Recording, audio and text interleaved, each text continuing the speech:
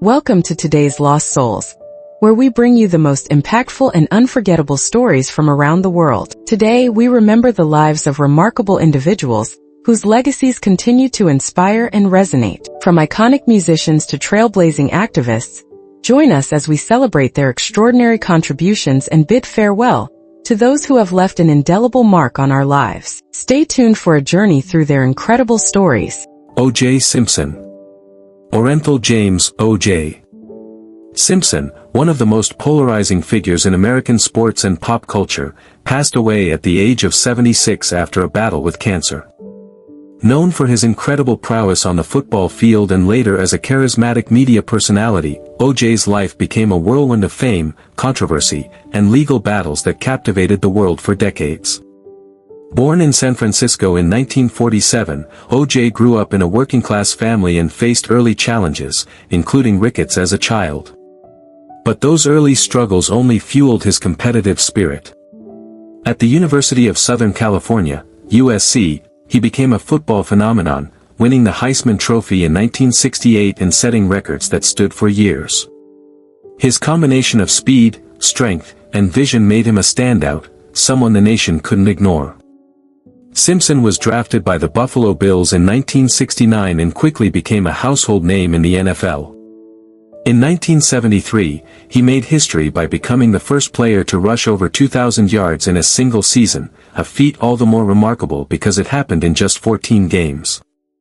He was inducted into the Pro Football Hall of Fame in 1985, solidifying his place among the all-time greats. Beyond sports, O.J. leveraged his charisma to transition into acting and broadcasting. He appeared in commercials, movies like The Naked Gun series, and served as a football analyst. For many, he was more than just an athlete, he was a celebrity who transcended sports. However, his life took a dramatic and tragic turn in 1994 when he was accused of the murders of his ex-wife Nicole Brown Simpson and her friend Ron Goldman. The televised trial became one of the most watched events in history, dividing public opinion across racial and social lines. Though acquitted in criminal court, Simpson was later found liable in civil court. In 2007, he was again thrust into the legal spotlight after a botched attempt to retrieve memorabilia in Las Vegas resulted in a robbery conviction. He served nearly a decade in prison before being released on parole in 2017. Despite the controversies, O.J. remained a topic of fascination, discussed and debated across generations. His story reflects the complex intersections of fame, race, justice, and redemption in America. O.J. Simpson's life was nothing short of cinematic, a tale of triumph, tragedy, and turbulent legacy. Whether remembered as a football icon or a symbol of America's complicated cultural landscape, he leaves behind a story that will be discussed for decades to come. Georgia O'Connor. Georgia O'Connor, a rising star in the world of boxing and a symbol of resilience and inspiration in British sports, passed away at the tender age of 23. Her death has left an immense void, not just in the boxing community but also in the hearts of those who admired her fighting spirit, both in and outside the ring. Born in County Durham, England, Georgia discovered boxing at a young age. What began as a way to stay active and channel energy quickly turned into a passion that would shape her life. By her teenage years, she was already making waves in amateur boxing, collecting titles and medals across national and international platforms. Her discipline, fierce work ethic, and natural talent marked her as one of Britain's most promising boxing talents. Georgia wasn't just a fighter, she was a storyteller through every punch she threw. Her movements inside the ring spoke volumes about her commitment to the craft. In 2017, she captured attention when she won a silver medal at the Youth World Championships, becoming one of only a few British female boxers to reach such heights at that level. Her performances were not only about victory, but about grit, poise, and perseverance. Behind her athletic success was a young woman who carried a quiet strength. Georgia often spoke candidly about her mental health struggles and the pressure athletes face in high-performance environments. Rather than hide her battles, she used her platform to speak up, becoming a voice for others who felt unheard. Her bravery in confronting personal challenges off the ring made her an icon of authenticity and courage. In 2021, Georgia transitioned into the professional boxing world. Her debut match was a success, and she continued to build an undefeated record, showing the same dedication and tenacity that had defined her amateur career. Experts saw her as a future world champion, a woman who had the potential to redefine British boxing's landscape. Her passing came as a shock. Tributes from fellow boxers, coaches, and fans flooded in, each remembering her not just for her fists, but for her heart. The boxing community lost more than an athlete, they lost a role model, a warrior, and a young woman who fought every battle with integrity. Georgia O'Connor's story was just beginning, but even in her short time, she touched countless lives. Her legacy will live on through the inspiration she gave young girls who dare to dream big, fight hard, and live true to themselves. George Wendt. George Wendt, the beloved American actor best known for his iconic role as Norm Peterson on the long-running sitcom Cheers, has passed away at the age of 75. With his warm smile, unmatched comedic timing, and unforgettable presence, George became a staple of American television, forever etched in the hearts of fans who found comfort and laughter in his performances. Born and raised in Chicago, Illinois, George's journey to fame was rooted in the city's vibrant theater scene. After studying at Rockhurst College and later attending the Jesuit-run St. Ignatius College Prep, he eventually found his way into the world of improv comedy, joining the legendary Second City troupe. It was here that George honed his skills alongside some of comedy's greatest minds, laying the foundation for a career that would span over 4 decades. Wendt's breakthrough came in 1982 when he was cast as the affable bar regular Norm on Cheers. With his signature entrance, where the entire bar would erupt in a collective Norm, he became a cultural icon. Week after week, audiences tuned in to see George deliver deadpan one-liners and heartwarming wisdom from his barstool. For 11 seasons, he was the soul of the bar, and his portrayal earned him 6 Emmy nominations. But George was much more than just Norm. His filmography included roles in comedies like Fletch, House, and Gung Ho, as well as appearances on hit TV shows such as Frasier, The Simpsons, and Saturday Night Live, where he famously hosted multiple times. Whether in a sitcom, a guest role, or even on Broadway, George brought charm and sincerity to every performance. Behind the scenes, Wendt was known for his humility and kindness. He never let fame overshadow his character. Colleagues often described him as generous, laid back, and endlessly supportive. He loved his fans and was always willing to take a picture, sign an autograph, or share a laugh. George Wendt leaves behind a legacy of laughter. In an industry often marked by fleeting fame, he remained a consistent, comforting presence, someone audiences felt they knew, someone who made the world feel a little warmer. Norm may have just been a character, but George made him real, relatable, and unforgettable. He is survived by his wife, actress Bernadette Burkett, and their 3 children. While the bar may now be a little quieter, the echo of Norm will live on forever. Sandra Diaz-Twine. Sandra Diaz-Twine, the only contestant in the history of Survivor to win the reality show twice, has passed away at the age of 49. Known for her cunning strategy, fearless gameplay, and the unforgettable phrase, "As long as it ain't me," Sandra wasn't just a fan favorite, she was a legend of the game. Her passing leaves a void not only in the Survivor community but in the broader world of competitive reality television. Born in Stamford, Connecticut, and of Puerto Rican descent, Sandra grew up with a deep sense of determination and strength. Before her rise to fame, she served in the U.S. Army and later worked as a senior office associate for the Army and Air Force Exchange Service. Her background gave her discipline, grit, and a no-nonsense attitude that would later define her approach on Survivor. Sandra burst onto the scene in 2003 as a contestant on Survivor, Pearl Islands. From the beginning, she stood out, not because she was the strongest or most athletic, but because she was sharp, observant, and completely unapologetic about her strategy. She played the social game with masterful subtlety, letting others destroy each other while she quietly advanced. Her motto was simple: let others be the target. That strategy led her to victory. She returned and stunned audiences again in Survivor, Heroes vs. Villains in 2010, becoming the first ever two-time winner of the series. Despite being underestimated at first, she once again used her ability to read the room and build alliances to her advantage. Sandra proved that Survivor wasn't just about physical prowess, it was about intelligence, adaptability, and nerve.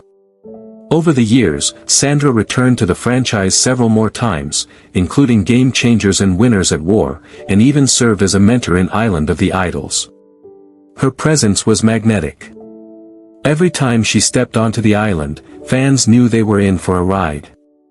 Sandra played by her own rules, and even when she didn't win, she always made her mark. Beyond the game, Sandra was a loving wife, mother, and friend. Her family was her anchor, and she often spoke about them as her motivation for pushing through the harsh conditions of the game. Off-screen, she was gracious, generous, and always willing to engage with fans, whether online or in person. Sandra Diaz-Twine leaves behind a legacy that transcends reality TV. She was a pioneer, a game changer, and a fierce competitor who showed the world that intelligence and heart can outlast any storm. The Survivor community, and the world, has lost a true queen. Ben Rathbun. Ben Rathbun, former 90 Day Fiancé cast member and youth pastor, passed away at the age of 34. Known for his unique blend of earnestness, charisma, and vulnerability on screen, Ben's story captivated audiences around the world. His journey, from missionary to reality TV star, was anything but ordinary, and his sudden passing has left fans and loved ones in deep mourning.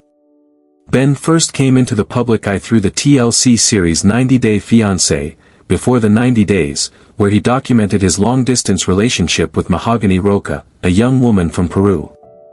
Their story was marked by drama, misunderstandings, cultural clashes, and emotional revelations. But through it all, Ben's consistent message was one of love, hope, and spiritual connection. Before reality TV, Ben led a life focused on service and faith. He served as a youth pastor in Michigan, guiding countless teenagers with messages of moral strength and encouragement. His passion for faith was evident not just in his sermons but in how he chose to live his life. He worked with at-risk youth and believed in second chances, principles he tried to uphold both in his career and personal life. What made Ben's appearance on 90 Day Fiancé so compelling was his vulnerability. He wasn't the typical cast member. He was introspective, sometimes idealistic, and often wrestling with internal doubts. Viewers saw a man trying to reconcile his deeply held beliefs with a world full of uncertainties. Even when faced with criticism or skepticism, Ben remained open about his intentions, sharing the depth of his emotions and the struggles of long-distance love. Despite the ups and downs of his relationship with Mahogany, Ben's time on television offered a rare glimpse into the complexity of human emotions. He reminded audiences that faith and love don't always follow a straight path, and that sometimes, the journey itself holds the deepest meaning. After his time on the show, Ben kept a lower public profile, focusing more on family, community, and personal growth. Those close to him speak of a man who deeply cared for others, who offered guidance, friendship, and compassion wherever he went. His untimely death has sent waves of sorrow through the 90 Day Fiancé community and beyond. Tributes have poured in from fans, former cast members, and those who knew him in everyday life, all recognizing Ben as someone who wore his heart on his sleeve and strove to make the world a better place. Ben Rathbun's story was one of redemption, love, and searching for truth in a complicated world. He may be gone, but the sincerity of his spirit, the strength of his faith, and the honesty with which he lived will never be forgotten. Jim Irsay. Passed away at the age of 64, Jim Irsay, owner and CEO of the Indianapolis Colts, left a distinct mark on the NFL and professional sports. Known for his deep ties to football and unpredictable nature, passed away at the age of 64, Irsay's journey was shaped by both family legacy and personal struggles. Born on June 13, 1959, in Lincolnwood, Illinois, Jim was the son of Robert Irsay, who bought the Colts in the early 1970s. Growing up around the team, football became a central part of Jim's life. After studying journalism at Southern Methodist University, he began working with the Colts in various roles, gaining experience and preparing for leadership. In 1997, following the death of his father, Jim became the youngest NFL owner at the time. Many questioned his ability to lead, but he quickly made clear he had a vision for the team. Under his leadership, the Colts transformed. He hired coach Tony Dungy, drafted quarterback Peyton Manning, and built a team that consistently reached the playoffs. In 2006, the Colts won Super Bowl 41, bringing the franchise its first championship since moving to Indianapolis. Jim's relationship with players, coaches, and fans was often personal. He wasn't just an owner, he was present, vocal, and often emotional about the team. His decisions weren't always popular, but they often reflected his belief in loyalty and bold action. Letting go of Manning in 2012 to draft Andrew Luck was one of the toughest calls he ever made. Outside of football, Jim was known for his passion for music and collecting. His collection included historic instruments, manuscripts, and memorabilia. He frequently loaned pieces for public display and supported music and mental health causes through donations. Jim faced challenges, especially with addiction. His public battle with substance abuse led to legal issues and a brief suspension from the NFL in 2014. He acknowledged these struggles, entered rehab, and later spoke about mental health, trying to reduce stigma and encourage others to seek help. Jim Irsay's legacy is complex. He built a winning team, modernized a franchise, and showed that leadership isn't always polished, but it can be driven by heart. His openness about his flaws made him relatable to many fans. Robert Irsay. Robert Irsay, the former owner of the NFL's Indianapolis Colts, was a larger-than-life figure whose decisions shaped not just a franchise but also stirred controversy across the league. Passed away at the age of 73, his legacy, forever linked to the emotional move of the Colts from Baltimore to Indianapolis, remains one of the most debated chapters in NFL history. Born on March 5, 1923, in Chicago, Robert Irsay grew up during the Great Depression, learning the value of hard work early.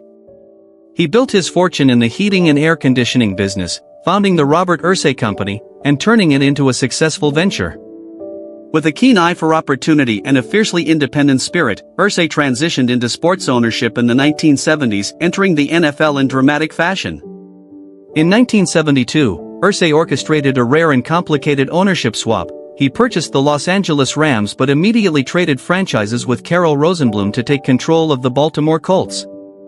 His leadership style was often volatile, marked by abrupt decisions and strained relationships with coaches, players, and the media. Yet, he was undeniably passionate about his team. The defining moment of Irsay's tenure came in March 1984.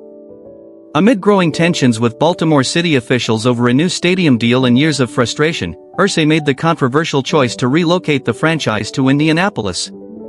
The move, executed overnight using Mayflower moving trucks under police protection, shocked the sports world. While Baltimore fans mourned the loss, Indianapolis celebrated the arrival of its first major professional sports franchise. Irsay had taken a gamble, and despite criticism, he had succeeded in giving Indianapolis a seat at the national sports table. Under his ownership, the Colts struggled with consistency on the field, but Irsay remained a committed and vocal presence. His son, Jim Irsay, began working closely with him during these years, learning the ropes of NFL ownership. Robert's later years were affected by health issues, including strokes that impaired his ability to run the team. Robert Irsay passed away in 1997, and his son Jim took over the franchise. Though often seen as brash and unpredictable, Robert Irsay was a figure of transformation. He reshaped NFL geography, stirred deep emotions among fans, and left behind a complex legacy of risk, ambition, and change. Jerry Connolly. Jerry Connolly was not a household name to the general public, but within the world of sports broadcasting and behind-the-scenes television production, he was a revered and respected figure. As a longtime producer, director, and technical coordinator, Jerry's career spanned over 40 years of transforming how live events, particularly sports, were brought to life on screen. Born in 1945 in Cleveland, Ohio, Jerry grew up with a deep love for both sports and storytelling. He was the kind of kid who would rather listen to a baseball game on the radio than play it himself, fascinated by how emotion and intensity could be conveyed through sound alone. That early fascination led him to study communications and media at Ohio University, where he began experimenting with cameras, editing reels, and live production. His professional journey began at a local television station where he started as a camera operator. He quickly worked his way up the ranks due to his uncanny ability to anticipate dramatic moments and make split-second decisions that enhanced the viewing experience. In the 1980s, Jerry moved into network television, joining the production teams for major sports coverage including NFL, MLB, and NCAA games. He eventually became a key figure at CBS Sports, where he oversaw many iconic Super Bowl broadcasts. Jerry's colleagues remembered him as someone who was always calm under pressure, no small feat in the world of live television. When the unexpected happened, whether it was a power outage, a missed cue, or a critical camera failure, Jerry was the one people turned to. He was known for his mantra, "The audience doesn't know what went wrong, only how you fix it." And he always fixed it. He was a mentor to dozens of young professionals entering the field, many of whom credit him with teaching them not only the technical skills of the job but also the heart and integrity it required. Jerry believed that great broadcasting wasn't about showing off, it was about respect for the audience and the story being told. Away from the production truck, Jerry was a devoted family man. He loved spending time with his grandchildren, teaching them how to use a camera, or simply watching games and explaining the work behind the scenes. He was also a passionate supporter of youth media programs and volunteered regularly to help underprivileged kids gain access to film and TV education. Jerry Connolly may never have sought the spotlight, but his work made sure the spotlight shone brightly on others. His impact will live on in every perfectly framed touchdown, every dramatic replay, and every young producer inspired by his legacy. Joe Biden. Joe Biden, the 46th President of the United States, left behind a legacy marked by resilience, compassion, and decades of service to the American people. Passed away at the age of 82, from a young senator from Delaware to the highest office in the land, Biden's life was one of extraordinary highs and devastating lows, yet through it all, he remained a symbol of endurance and hope. Born on November 20, 1942, in Scranton, Pennsylvania, Joseph Robinette Biden Jr. grew up in a working-class family where his father instilled the value of hard work and dignity. The family later moved to Delaware, where Biden's political story would begin. Despite facing a stutter in his early years, Biden found his voice through perseverance, a trait that would define his entire life. He entered politics in the early 1970s and, in 1972, at just 29 years old, became one of the youngest people ever elected to the U.S. Senate. But just weeks after that triumph, tragedy struck. His wife Nylia and baby daughter Naomi were killed in a car accident, and his two sons were badly injured. Devastated yet determined to serve, Biden famously took the Senate oath at his son's hospital bedside and began commuting daily from Delaware to Washington, a routine that earned him the nickname Amtrak Joe. Biden served in the Senate for over 3 decades, becoming known for his foreign policy expertise, bipartisan efforts, and his commitment to the middle class. He played critical roles in key legislation and chaired both the Judiciary and Foreign Relations Committees. His second major political chapter came in 2008, when then-Senator Barack Obama selected him as his running mate. As vice president, Biden was a trusted advisor and friend to Obama. The two shared a uniquely close partnership, and Biden's empathy and authenticity resonated with millions of Americans. Together, they helped lead the country through the Great Recession and passed landmark legislation like the Affordable Care Act. In 2020, amid a divided nation and global pandemic, Biden launched a comeback many had thought impossible. Campaigning on the themes of unity and decency, he defeated incumbent President Donald Trump and took office in January 2021. His presidency focused on pandemic recovery, infrastructure, global diplomacy, and restoring the soul of the nation. Despite the immense political pressure and personal losses, including the death of his beloved son Beau, Biden never lost his faith in America or in its people. His life was a living example of how empathy and endurance can overcome even the darkest of times. Joe Biden will be remembered not only as a president, but as a father, a fighter, and a voice for the voiceless. His impact on American politics and the human spirit will endure for generations.